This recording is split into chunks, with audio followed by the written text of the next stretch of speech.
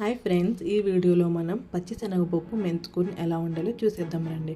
ముందుగా ప్యాన్ తీసుకొని ఆయిల్ వేసి జీలకర్ర, కరివేపాకు, ముందుగా కట్ చేసి పెట్టుకున్న పచ్చిమిర్చి, 2 పెద్ద సైజు ఆనియన్స్, టొమాటోస్ను వేసుకొని బాగా వేయించాలి.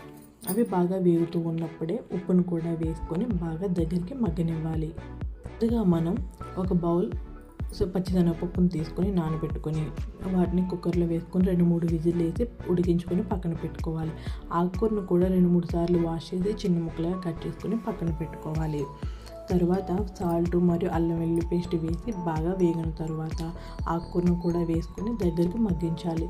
ఆకుకూర కూడా బాగా మగ్గిన తర్వాత ముందుగా ఉడికించి పక్కన పెట్టుకున్న పచ్చిశనగపప్పుని వేసుకొని బాగా దగ్గరికి అయ్యేంత వరకు మగ్గించుకోవాలి.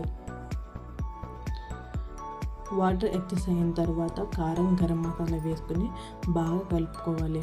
ఇందులో మనకి ఎక్కువగా కారం మసాలాలు అనేవి పడవు. చివరిగా మన కంటెస్టెంట్కి తగ్గట్టుగా వాటర్ కూడా వేసుకొని దగ్గరకు ఉడికించుకోవాలి.